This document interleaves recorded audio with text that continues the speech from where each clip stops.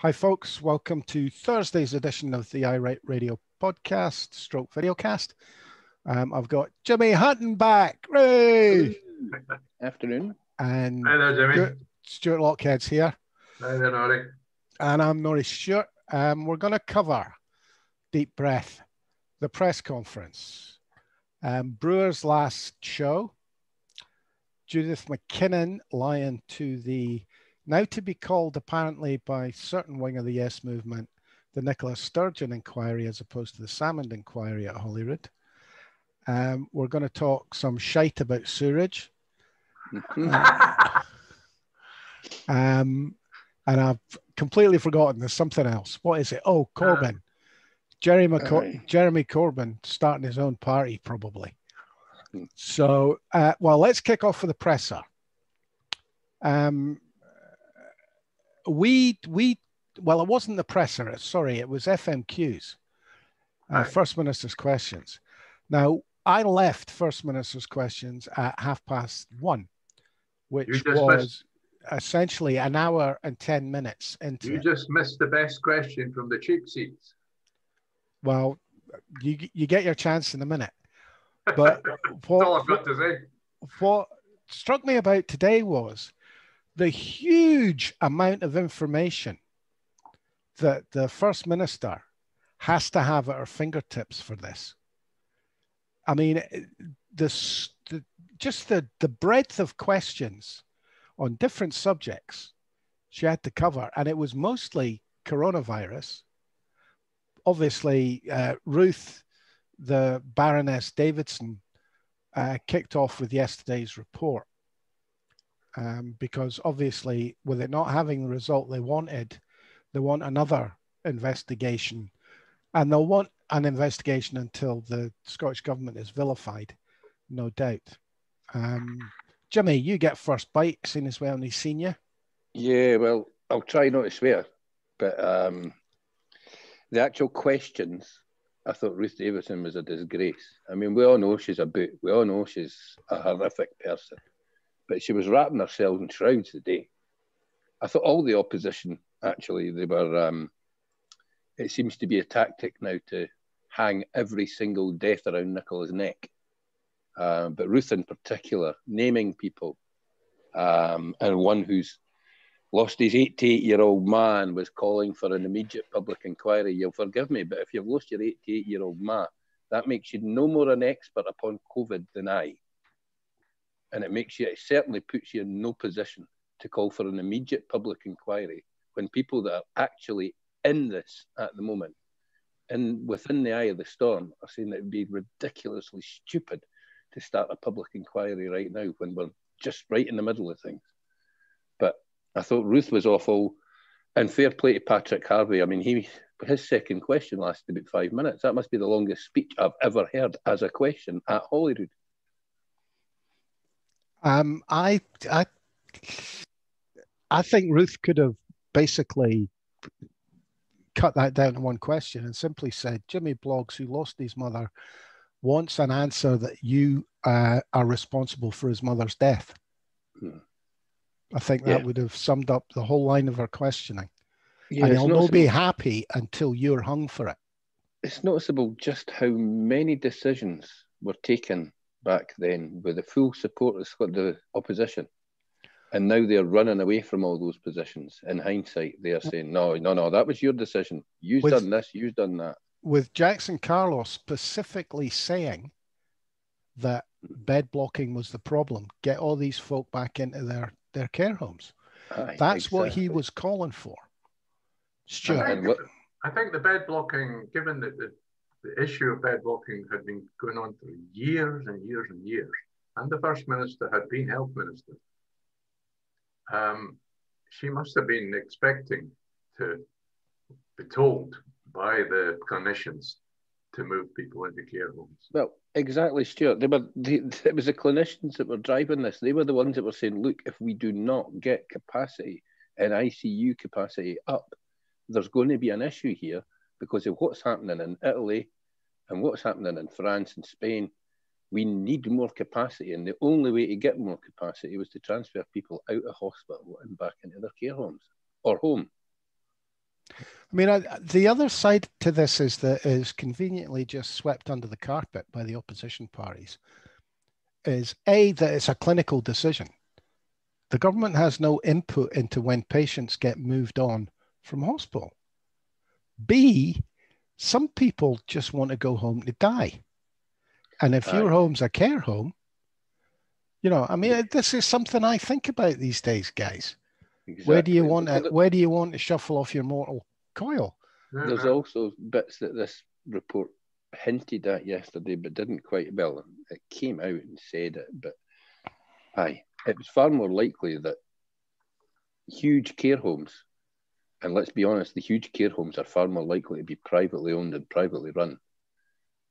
When it got into those, it was far more destructive than it was in the old-fashioned style wee care home with 20-odd people, 20-odd beds or whatever. These, what do we want to call them? Factories of later life, you might call them. I mean, they've got 4 or 5 hunters in there. God's waiting room. Be careful what you say there, Jimmy. There's two others in the room here facing. But the monstrously huge God's waiting rooms were just the most disastrous place to be. We're going to get breakdowns on all this over time, but let's be clear. I think we all know that the private sector proved particularly disastrous in the first wave because they just they don't pay the salaries to have enough clinically trained staff. Yeah. And even when we have got clinically trained staff in there, our care homes just weren't set up to deal with this. As we said before, they were set up to deal with norovirus, people crap or flu. They were not set up to deal with COVID.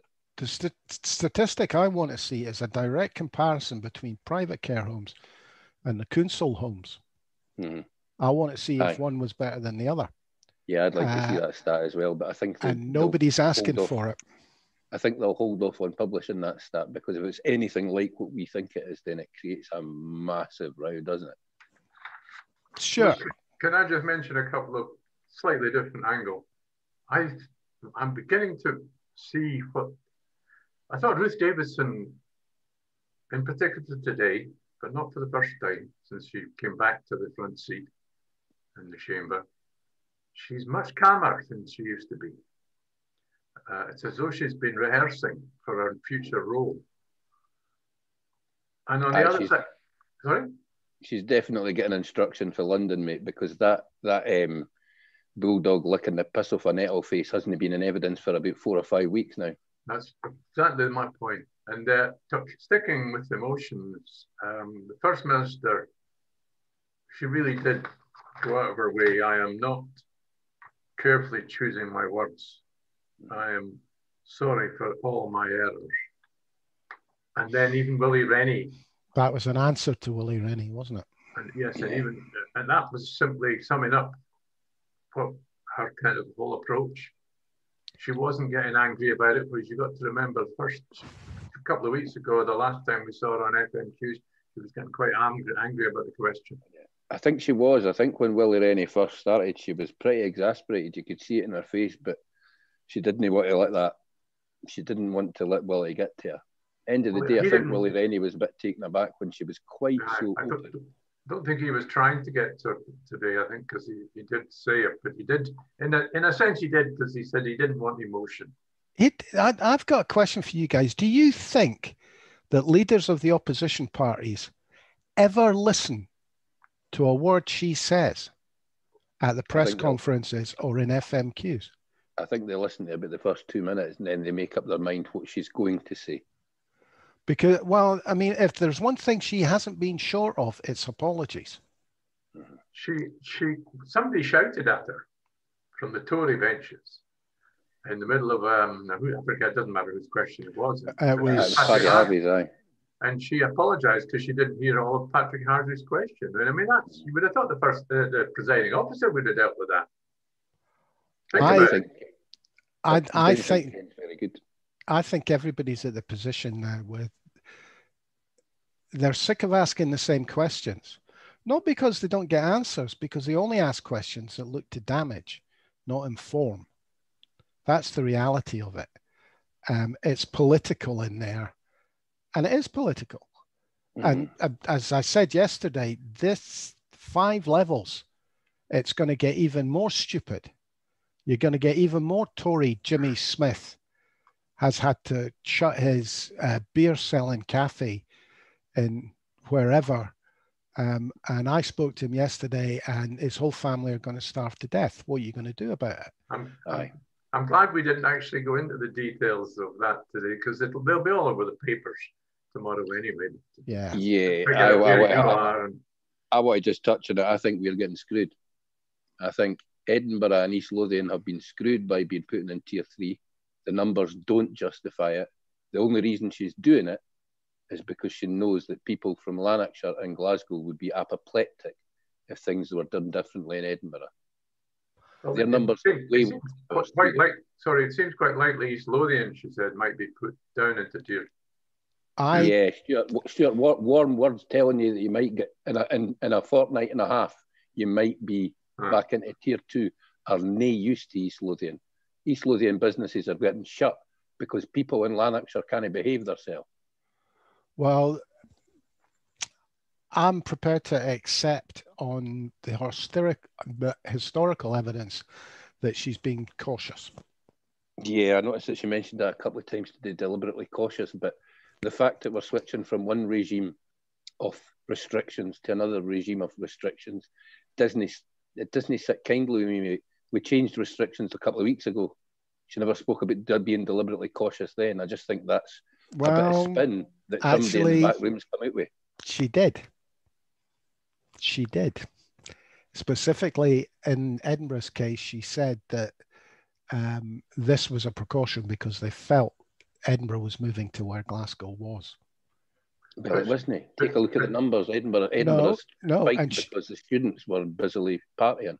And she'll argue that because of the restrictions she put in, they didn't go to Glasgow's level. Yeah, these restrictions that she put in 3.5 weeks ago and promised would only be for 16 days and changed the goalposts. But today she did suggest that there were 2 interesting things from an Edinburgh City point of view, and one of them was left unanswered, but was that the Borders region wasn't put into level 1. Is that where no, it wasn't put into level 2. They weren't being reduced. They're in 1. They're going into 1. Okay, but they weren't going to be reduced yet because they were too close. There were too much interaction with Edinburgh. And then the other side of the coin was that that East Lothian could well be reduced a level in the near future, the first review, but Edinburgh might be. Now that leaves me wondering, it's a local authority thing, so does that mean, can I go to East Lothian just now, or will I not be able to go to East Lothian because it's a local authority area now, not a health board? They've changed that guideline. They just moved that goalpost again today. Stuart, if you go onto the website, the only thing all opposition and Scottish government are agreed about is you personally are not allowed to go anywhere. Well, thanks very much. All right. If you click on the button that says Stuart Lockhead, I'll look it up. Well, can he leave the house? Can I have the last word from the presser? The travel restrictions are madness, guys. It's moved to a local authority nonsense rather than a local health board thing. So it's different. And then, when guidance is idiotic, then only idiots are going to comply. They're telling you that you can't leave. I can't leave the city of Edinburgh. Ram it. If somebody jumps in my taxi and wants to go to Dunfermline, they're gone. Absolutely. You know what I mean? End of story. That's just stupid. I mean, what are they going to do? Stop me on the Forth Bridge? Likely. It's not likely, mate, because the police aren't interested in policing travel restrictions. The guidelines that they've given about travel are basically in the hope that people will be daft enough to comply with them. Well, they are guidelines. People will comply with them. They are guidelines, so you can't. No, they couldn't be restrictions, mate, because if Police Scotland don't have the wherewithal to actually police. Are you not classed as an essential worker as a taxi driver? I didn't care what I'm classed as, mate, because they change every 5 minutes. Apparently, I was public transport, but now I'm not public transport. Right. What if you're not public transport? What are you? I've no idea, mate. I'm public transport within the city of Edinburgh because I can use the greenways in a way that only public transport can. But once I'm out with the city of Edinburgh, I didn't really ken what I am. Just a guy in a van with a sofa in the back. Okay. Stuart, you had one you wanted to bring up that I I just missed. wanted to finish the presser. I did suggest before we even went to the presser that possibly the most interesting question or the most Radge question might come from the cheap seats. And right enough, just as we were switching over to start recording, Oliver Mundell popped up. And we know him. Even if he was on the front bench, we'd still call it a question from the cheap seats just because of who he is. And what does he ask? He asked a question about Alex Salmond. The detail is almost irrelevant, but it was about extending the remit of the inquiry into the ministerial code and whether the First Minister broke it or not. And the First Minister had an answer ready, boom. But we did actually get a Radge question from the cheap seats. Well, you'll forgive me for saying, but I would imagine on everything I've ever seen of Oliver Mundell that somebody wrote that for him, because there's no danger he understands the remit of that investigation. And when he's calling for the remit to be changed and broadened, somebody's written that for him. There's no danger he's got the smarts to ken what's going on there. Well, it was every time I see him, he looks. I always think of the word gormless. Aye, he looks like a thicker version of his old man, which takes some doing. But there you go. Ollie Mundell seems to be siding with Alex Salmond then. Oh, don't start on that. That's for another day, isn't it? The weirdness of who's lining up to support who in Scotland. Jimmy, do you spotted something about the late and lamented Jeremy Corbyn? Yeah, he's been suspended by the Labour Party this lunchtime. His reaction to the report of I think it's the Human Rights Commission or some nonsense like that, who've came out with this report into Labour today. But his reaction was basically, you're talking nonsense. Show me where I could have done anything different when I was leader. And Keir Starmer doesn't like that. So Keir Starmer's rattled the sabre, withdrawn the whip, suspended him for the Labour Party. The joy of this is going to be watching the Labour Party eat itself over the next 18 months, because there will have to be a full investigation. You can't just another full investigation. Well, they can't just turn around and say that their leader, the guy who was leader at the last election, is now not fit to sit in Westminster as a Labour MP. And that's what they're saying by withdrawing the whip. They're effectively looking to end his 40-year career in Westminster. And I think Jeremy Corbyn will attack with relish any investigation that they bring, because he will show every single link between the government of Israel and the Parliament of Great Britain. And he will highlight in great detail exactly where the government of Israel interferes in British politics. And I fancy that Keir Starmer has just bitten off a hell of a lot more than he can chew, because I think Jeremy's a mile smarter than him. It's worse than that, Jimmy. I mean, the opposition to this 80-seat majority corrupt government is weak enough as already without continuing this internecine war inside the Labour Party. Well, that's exactly what the government of Israel has spent the last 20 years buying MPs to do, so that they can have a weak Tory government and an even weaker Labour opposition. Look at the people who have left both of those parties. The people with great intellects have had decent careers.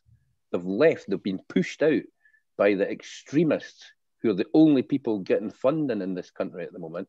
And where's that funding coming from? It's coming from foreign governments. On the Labour Party thing, Jimmy, I don't know how long you were a member of the Labour Party, but you were an active member of the Labour Party.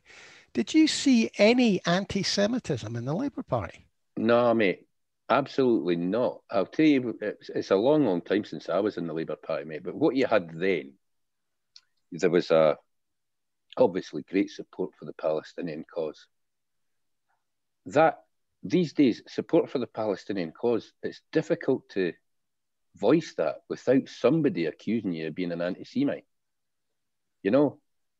And the Israeli government position still is that they seek a two-state solution in that area. How can there be a two-state solution when you are actively bulldozing villages, fouling water supplies, destroying farms that people have spent generations building, and then taking the land off them, and you're still saying that you actually want to live with your neighbours? It's a nonsense.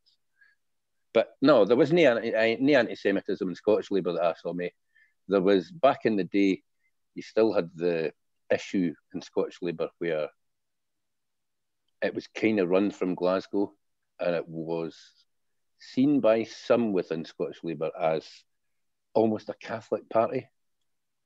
But that seems to have gone over the years. I worry that Scottish Labour, actually, I think Scottish Labour are finished, and I didn't worry that much about it. But I do worry that the Labour movement as a whole in the United Kingdom and in Scotland, we need a strong Labour Party. We need a strong voice, and we haven't got it. And I think that's, as I say, I think that's been 2 or 3 decades of dismantling.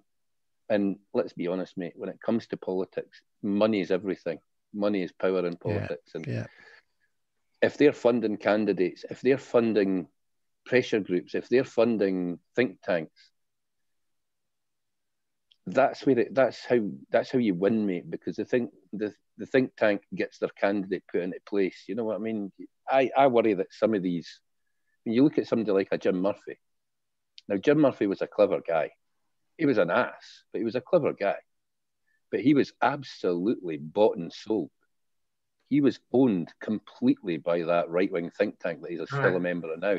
Is that the Atlantic Council or something? No, or it was the Henry Jackson Society. Yeah, Henry Jackson one that he was involved with, aye. But he was absolutely bought and sold by the Henry Jackson Society. They picked up an awful lot of Jim's bills for a long time, and he was very, very much beholden to them because of that. Because at the end of the day, the other worrying trend we've seen in the last 2 or 3 decades is professional politicians. And the professional politician ideally wants a sponsor that allows them to keep as much of their salary as possible in the bank and no spend it.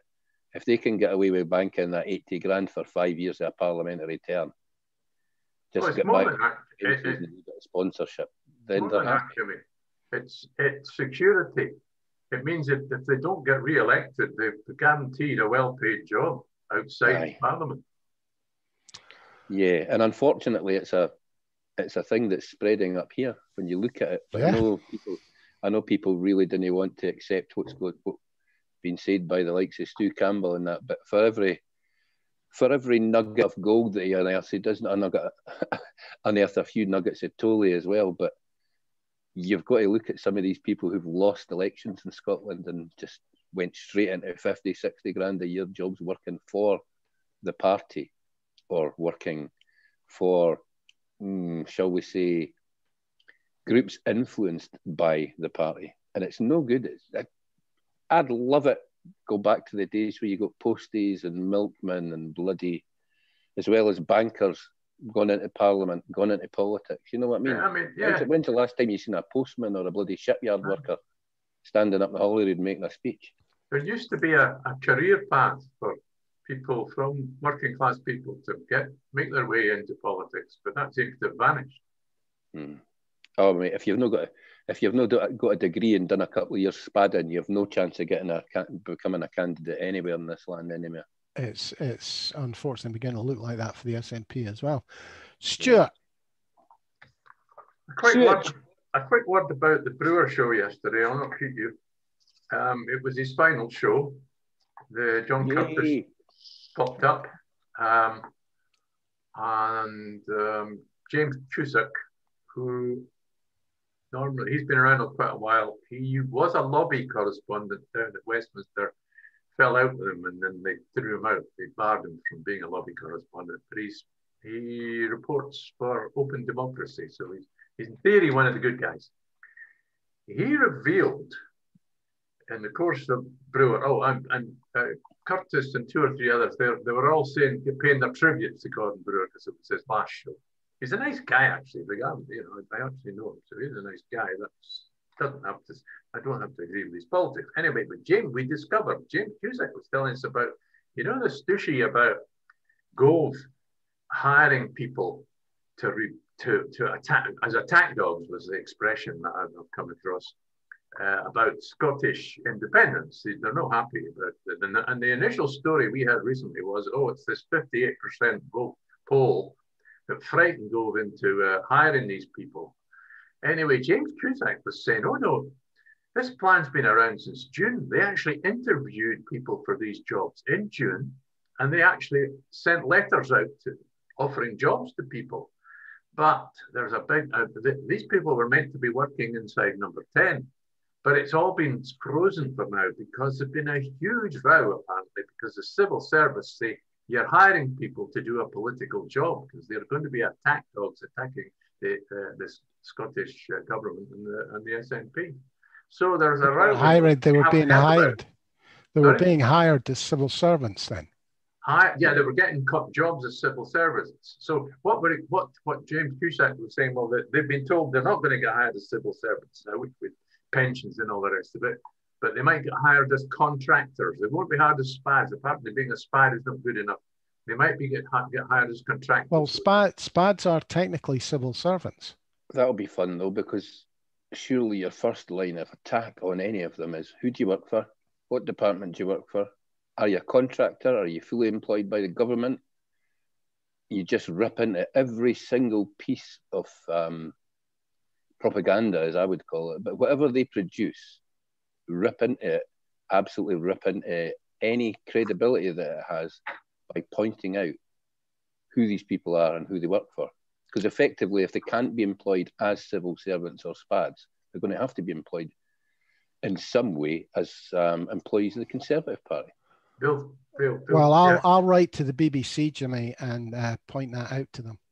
The BBC wouldn't care, mate. The BBC will be perfectly happy to give these people a platform. But if any of their stuff actually gains traction, it's a great one to drill down into. Are you employed as part of Gove's new monkey crew to have a pop at us?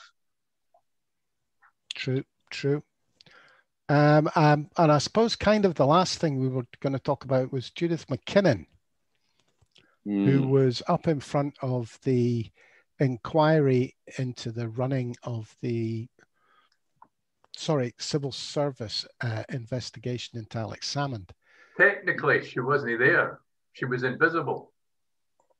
Well, she was questioned verbally because she wouldn't be there. She wouldn't attend in person. I understand there was a video link for the committee. Oh. I understand that they had a bad video link. But very good, but she becomes the third person to change her story. Yeah, she told a porky.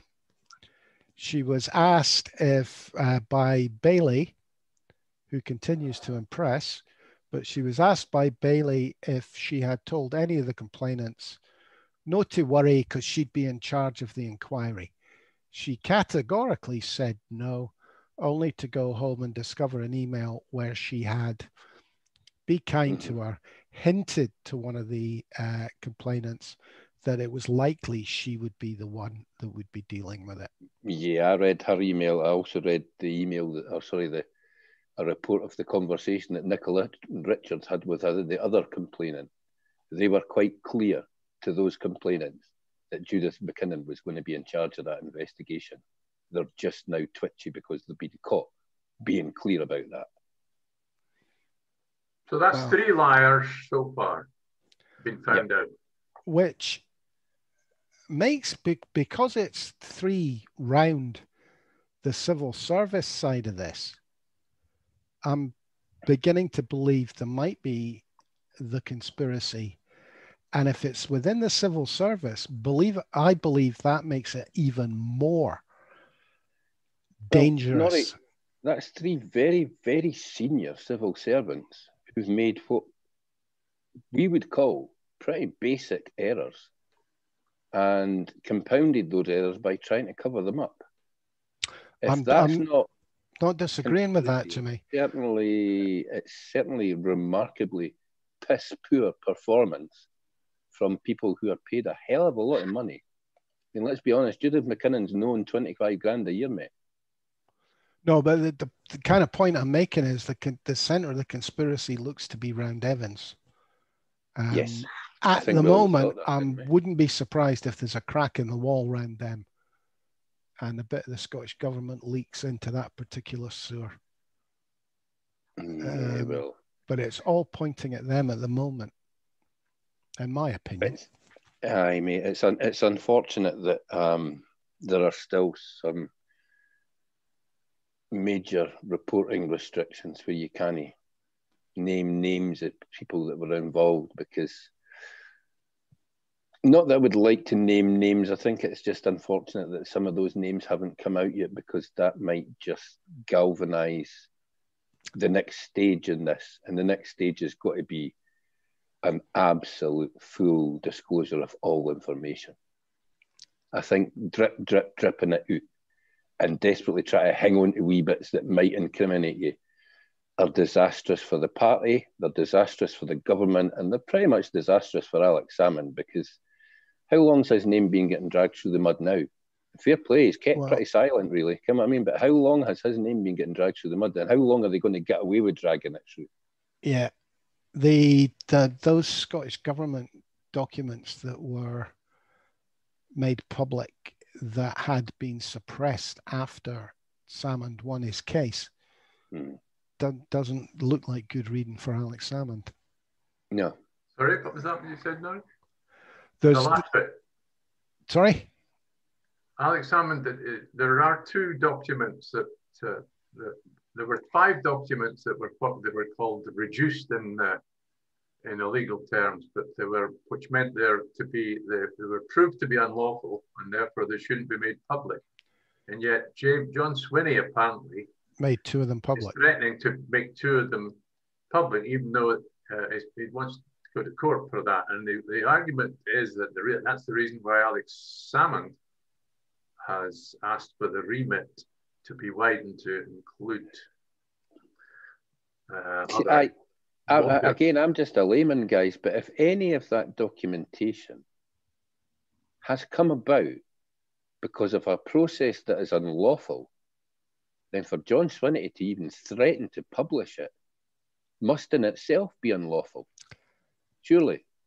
Well, the problem here is there's documentation, as I understand it, that outlines the accusations against Alex Salmond, details them, that were suppressed by the court because the process to obtain them was deemed to be potentially biased. So that's in one box. So that box contains all their mud, the mud that they wanted to sling but weren't allowed to sling in court. But you can't argue for full disclosure, Jimmy, unless it's full disclosure. And that's where the problem starts. This makes Alex Salmond look like he's trying to cover something up, and it makes the government look like they're trying to cover something up. So, at that point, that's the dream scenario. That's like Michael Gove wrote the bloody book on it, eh? Yeah.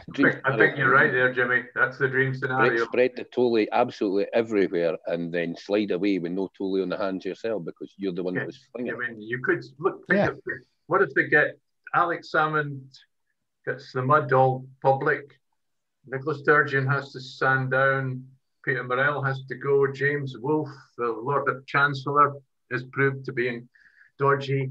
The whole kit and caboodle. They'll be able to shut down Holyrood and ban devolution. Aye, well, I'd still advocate that the Lord Advocate should go. I think the Lord Advocate, he looks bad enough in this scenario, but when you bring in the malicious prosecution that he led, that he pushed through as well, he should be gone, mate. There shouldn't be. It appears at the moment that the Lord Advocate doesn't have a boss, that he'll just resign or he'll retire when he chooses to retire and somebody else will get his job. Now, everybody should have a gaffer. It's where the lack of a constitution and things like that, this is where it falls down, where the person, if you like, at the top of the pyramid, if they happen to be in the law, and the government can't interfere with who's in charge of the law, because that looks like good democracy. If they happen to be a twisted, evil, or incompetent person, there's no way to get rid of them. There's no way to get rid, aye. You know? So there has to be some function of Parliament where, even if it's a 2/3 majority or whatever, can remove them from removal office. is possible, aye. Yeah. There maybe should be, again, mate, there's a level of appeal for almost everything in this country, and then suddenly it just stops. Maybe 3 judges who'd sit in judgment on the Lord Advocate. Problem is he's the gaffer, eh? But once your system becomes corrupted, that kind of test of decency, I don't know what you would call it, where you would be expected to resign, goes right out the window. How do you I can't even wait for him to stow the new club pissed and run him over, mate, because that's shut now.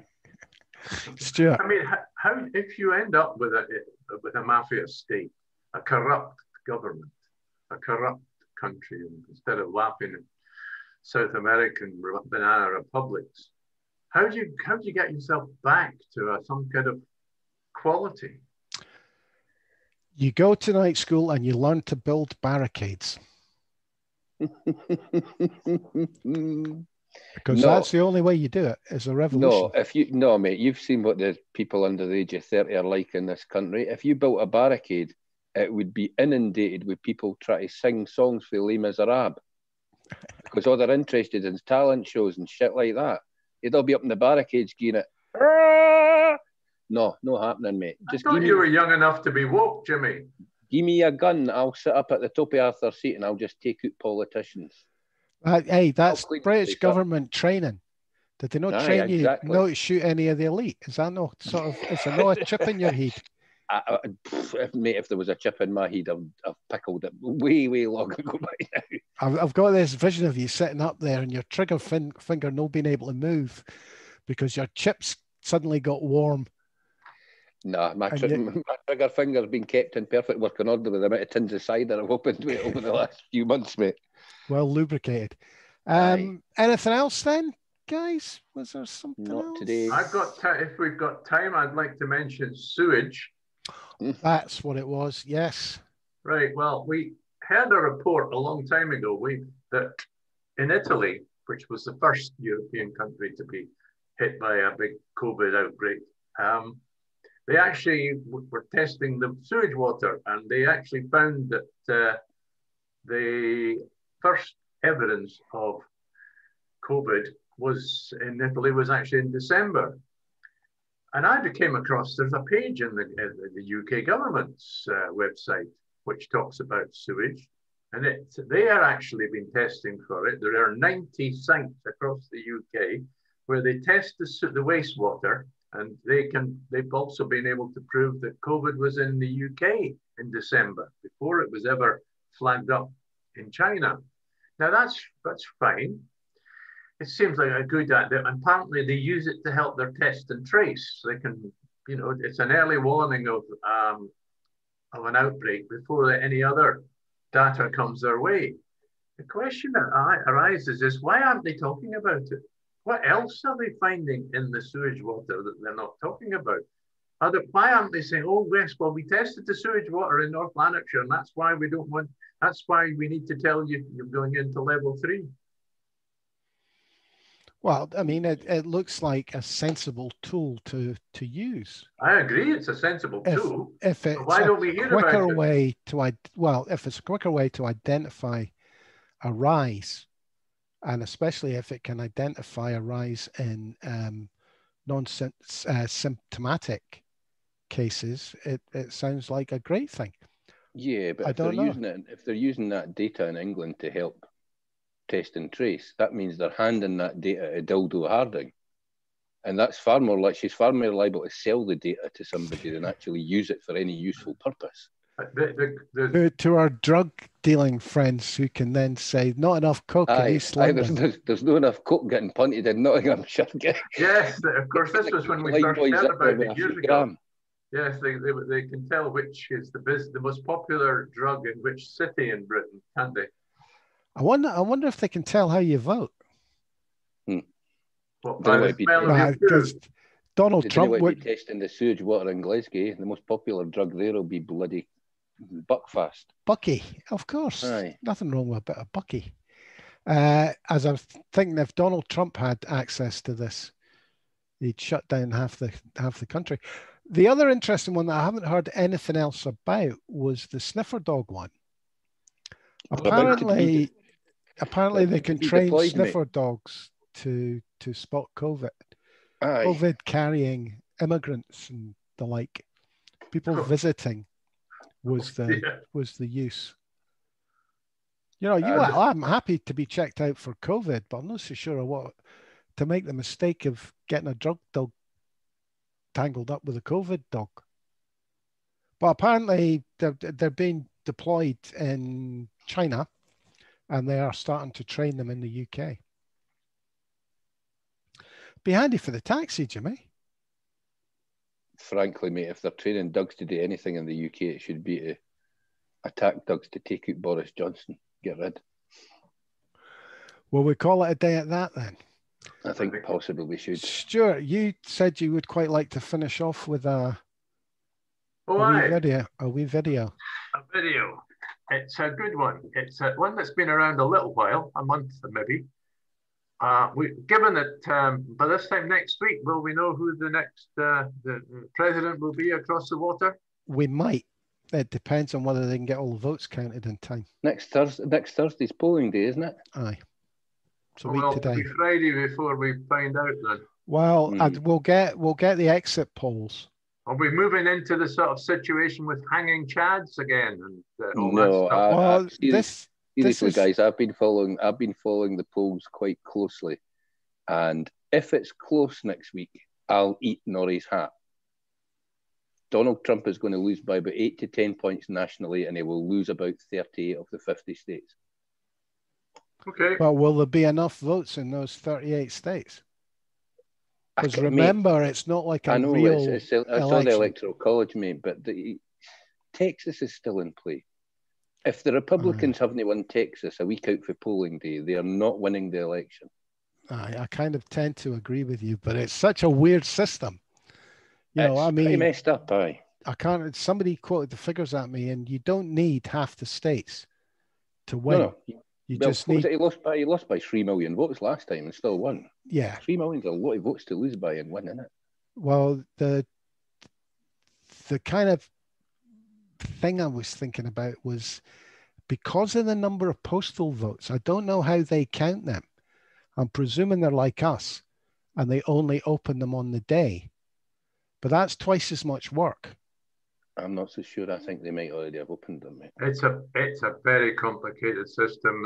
There was a court case, a Supreme Court ruling yesterday that North Carolina can count their postal votes up to 9 days after the date. That's what I'm meaning about getting the actual answer. And I've absolutely no doubt. What would be interesting was if the postal vote goes for Trump, which is highly unlikely, what his reaction will be to that, because I think that's what he's going to claim, that there was postal fraud. I think he's going to claim voter fraud. I think he's been... If he doesn't, he's clearly not going to accept that he got beat, because the narcissistic personality disorder that he has, he can't accept defeat. Even when he's driven businesses into the ground, it's never been his fault. It's always been someone else's. So... We'll get all kinds of claims next week, but the reality is I think he's going to get absolutely pummeled. He's going to get spanked. He's going to lose by, as I say, I think he'll lose about 38 of the 50 states. Here's hoping. Stuart, sorry, we interrupted your introduction to the video. Well, you'll need to allow me to share my screen. Is that all right? On you go. Yeah, I've done it already, I think. Okay. Oh, no, off we go. And this should be it here. And this has been around before, but it works in sound as well. So here we go. Bye-bye.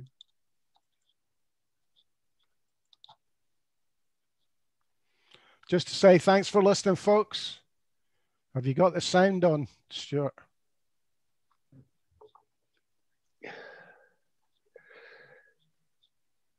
Have you got the share sound on? No, Well, if it's not working, I'll just stop it. it's not working because you didn't share sound when you There you go. shared screen. I'll just come off the shared screen and stop share. Okay, sorry about that. There's a button to click in shared screen for sharing computer sound. Are we still recording, Norry? We are. Right. Well, in that case, I'd like to recommend folk go and have a butcher's hook. Possibly the best political ad I've ever seen, with the Black Eyed Peas, Jennifer Hudson. It's an advert for Joe Biden. Go and find it online. It's a belter. Yeah, it's a good one, actually. Yeah, I've seen that one. I did have something. Did we not play it yesterday? Or did we mean to? No, we didn't. We forgot it. Okay. It's a cracker, Jimmy. Yeah. But, well, I think we'll just call it a day at that, chaps, before we have another technical oops. Thanks for putting up with us in all our incapacities. Mm-hmm. So just for now, folks, we'll catch you tomorrow. Cheerio. Bye.